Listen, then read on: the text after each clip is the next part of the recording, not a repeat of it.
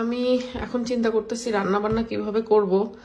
আমার হাতের এখানটাতে মানে অনেকখানি ইনজুর হয়ে গেছে, এখান দিয়ে কষানিও ঝরতেছে। আমার এই হাতটা মাত্রা অতিরিক্ত ভাবে কেটে গেছে। রাত্রেবেলা ব্যান্ডেড দিয়ে রাখছিলাম, তারপরও এই যে দেখেন কি অবস্থা, পাশ দিয়ে কষানি ঝরছে। আর আমি বুঝতেছি না স্ট্রেস লাগবে কিনা, খুললে যে কি ভয়ঙ্কর অবস্থা দেখবো আমি সেটাও বুঝতেছি না। বাট খুব ডিপ হয়ে কাটছে, এই যে দেখেন অনেক ডিপ হয়ে কাটছে। কিন্তু আমি তারপরও আসলে ডক্টরের কাছে যেতে পারিনি, কারণ এটা হচ্ছে আপনাদের ভাইয়া যেহেতু বাসায় নাই, বাচ্চাদেরকে কার কাছে রেখে যাব। আর বেশ রাত্রে এই ঘটনা ঘটছে। সিয়ারা মোটামুটি রাত 11টা-12টার দিকে ও হচ্ছে পানির গ্লাস টেবিলের উপর থেকে নিয়ে ঢাম করে ফেলাই দিছে নিচে।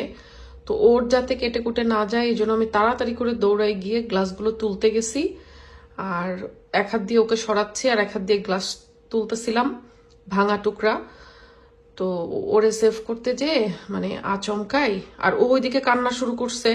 তো স্বাভাবিকভাবেই হচ্ছে বাচ্চারা কিন্তু কান্না করলে আবার এদিকে গ্লাস ভেঙে গেছে, একটু প্যানিক সিচুয়েশন তৈরি হয়ে যায়। তা আমি ভয় পাচ্ছিলাম যে সিয়ারার হাতে পায়ে না লাগে কাচের ভাঙা টুকরা। তো ওইটা তুলতে গিয়ে আমার হাতে যেরকম ইনজুর হয়েছে। তো ওই রাত্রে এত পরিমাণ ব্লিডিং হয়েছে আমার, আমি তো পরে নাহার আপুকে ফোন করলাম। তো আপু বলল যে ডাক্তারের কাছে যদি যাওয়া লাগে রাত্রেই আপু এসে আমাকে নিয়ে যাবে। কিন্তু ততক্ষণে রাত 12টা-12:30 বেজে গেছে। আর উইকেন্ডের দিন ছিল দেখে মানে বাচ্চারা অত রাত পর্যন্ত একটু জেগেও ছিল। ওর বাবা নাই, সো ওর বাবার সাথেও কথা বলতেছিল অনেক রাত পর্যন্ত। তো পরে আমি বললাম যে আপু থাকা যাবো না, দেখি ব্যান্ডেড দিয়ে চেপে ধরে রক্ত একটু বন্ধ হয়েছে। তো এখন হচ্ছে যাব না, যদি খারাপ অবস্থা হয় তাহলে দিনের বেলা যাব। তো সকালে উঠে দেখি যে ব্লিডিং বন্ধ হয়েছে, বাট এখান দিয়ে কষানি ঝরছিল অনেক। তো ওগুলো আমি ক্লিন করছি, বাট এই যে দেখেন এখানকার অবস্থা, মানে আমার মনে হচ্ছে ব্যান্ডেডটা খুললে হয়তো ভয়ঙ্কর কিছু আমি দেখব। অনেকখানি ডিপ হয়ে কাটছে এই যে এই অংশটা। তো এখন রান্না বান্নাও করতে হবে, কি রান্না করবো বুঝতেছি না। আমার শরীরটা অনেক খারাপ, আমার অ্যান্টিবায়োটিক চলতেছে স্টিল সাইনাসের প্রবলেমের জন্য। কালকে ডিম সেদ্ধ করে রাখছিলাম রান্নার জন্য, সেই ডিম আবার পরে রান্না করি নাই। পেঁয়াজ টেয়াজ শুকাই গেছে, ছিলে রাখছিলাম। ফ্রিজে পালং শাক ছিল কিছু, ওগুলো নষ্ট হচ্ছে। তো ভাবলাম যে পালং শাক দিয়ে, আর যেখানে টমেটো আছে টমেটোগুলোও কেমন জানি ছাতা ধরে যাচ্ছে। চিংড়ি বের করছি কয়টা, সে যে আবার চিংড়ি পছন্দ, ও মা, সে যে আবার চিংড়ি পছন্দ করে। তো ভেজিটেবল একদমই খাওয়া হচ্ছে না, ভাবলাম যে ওটাই করি। আর মিট রান্না করা আছে বাচ্চাদের জন্য। না আমার মাংস খেতে একদমই ভাল লাগছে না, একটু যদি শাকসবজি কিছু হয় তো এই জন্য ভাবছি যে একটু রান্না বসাবো। বাট কি করে বসাবো বলেন, একদিকে বাচ্চাদের জ্বালাতন, কিভাবে যে কি ম্যানেজ করব, মানে সিয়ারাকে সাথে নিয়ে আমি বুঝতেছি না। সেজার পাপা তো বাংলাদেশে, ও চলে আসবে খুব শীঘ্রই, অল্প কয়েকদিনের জন্যই গেছে। বাট ও না থাকলেই কেন জানি কোনো না কোনো অঘটন ঘটে যায় আমাদের লাইফে। যাই হোক চলতেছে, এখন দেখি টুকটাক করে, যে আমি ধরতে পারতেছি না এই জায়গাটা কাটা, তো এখানে প্রেশার দিতে পারছি না আঙুলে। টুকটাক করে একটু রান্নাটা বসাই ফেলি। আর এই যে থালা বাটি চারিদিকে এমন নোংরা পড়ে আছে, যেগুলো ডিশওয়াশারে দেওয়া যায় সেগুলো আমি ডিশওয়াশারে দিছি।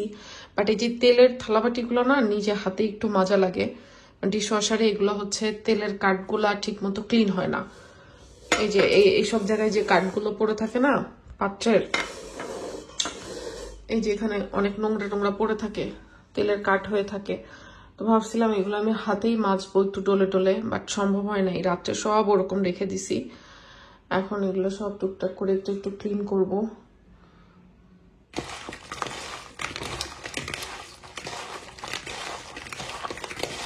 তাও যে ভালো আমার বাম হাতে ইনজুরটা হয়েছে, ডান হাতে না, তার জন্য একটুখানি কাজকর্ম করতে পারছি।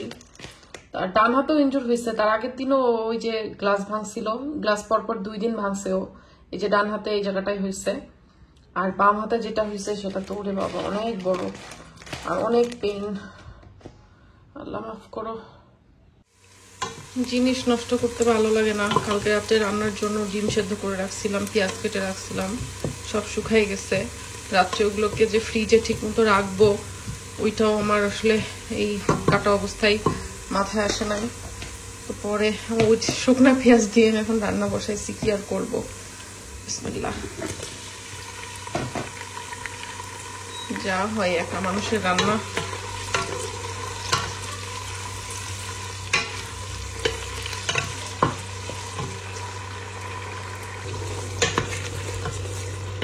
একটু বেশি করে আলু কেটে দিছি এর মধ্যে, আর একটু টমেটো দিছি। চিংড়িটার সাথে একটু কষাই নিচ্ছি অন্যান্য সব মশলাপত্র দিয়ে, কারণ আলু হচ্ছে আমার বাচ্চারা পছন্দ করে। আর পালং শাক দিয়ে দেবো একটু পরে, মানে একেবারে শর্টকাট রান্না আর কি। শাকও থাকলো, আলুও থাকলো, একটু চিংড়িও থাকলো, আমার জন্য একটু ইজি হয়। আল্লাহর রহমতে এই রান্নাটুকু হয়ে গেলে বাঁচি। এই যে অল্প তেল মশলাই আমার আলু, পালং শাক আর চিংড়ির একটা হালকা ঝোল ঝোল করে ফেলছি। আর এদিকে হচ্ছে আমি পেঁয়াজের সাথে একটু আদা রসুন একটা ফ্রোজেন কিউব দিয়ে দিলাম, আর সেদ্ধ ডিমটা আগে একটু ভেজে নিছি। এই যে আমার এই তরকারিটা একদম হয়ে গেছে। তরকারির কালারটাও মাশাআল্লাহ সেই সুন্দর আসছে। আমার বাচ্চারা যেহেতু চিংড়ি পছন্দ করে, তো ওদের জন্য বেসিক্যালি ওরা হয়তো চিংড়িটা খাবে, আর এই শাকগুলো আমার খাওয়া লাগবে। আর এখানে আমি খুব শর্টকাট রাত্রে সেদ্ধ করা ডিমটা একটুখানি টমেটো দিয়ে ভুনা করব। আজকে কোনো কাজেরই ধৈর্য পাচ্ছি না। আমার ডিমটাও ভুনা হয়ে গেছে, আর ডিমটা আমি রাত্রে সেদ্ধ করে রেখে অমনি রেখে দিছিলাম, কেমন জানি একটু আমার কাছে মনে হচ্ছে হয়ে গেছে, এই জন্য কড়া করে ভাজছি। এখন এই ইউকেতেও অনেক গরম পড়তেছে, বাইরে কোনো কিছু রাখা যায় না। ডিমে আর বেশি ঝোল টোল কিছু করি নাই, একদম মশলা দিয়ে মাখো মাখো করছি, ব্যাস রান্না শেষ। আর এইদিকে হচ্ছে আমার এই যে পালং শাক, আলু ও চিংড়ি।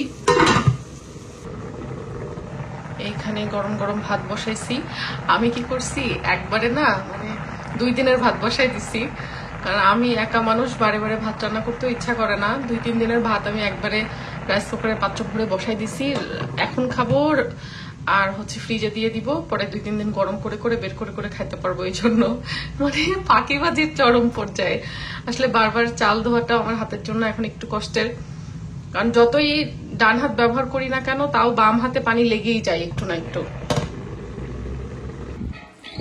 কোনটা ভাত বাবা? এটা ভাত? আচ্ছা আমি খাওয়াই দিই, একটু ঠান্ডা হোক মা। আমরা 3 মায়ের প্রতি একসাথে খেতে বসছি। ওটা দিয়ে পটেটো, এটা দিয়ে এটা এটা এটা ও চিংড়ি, এটা কোনটা রে আল্লাহ? বাচ্চাদেরকেও খাওয়াই দিব আর আমিও খেয়ে ফেলবো একবারে। ওকে ওকে ঠিক আছে থাকবে। হ্যাঁ এটা শাক দিয়ে, এটা দিয়ে শুধু ভাত, শুধু ভাত, এটা ভাত। ওকে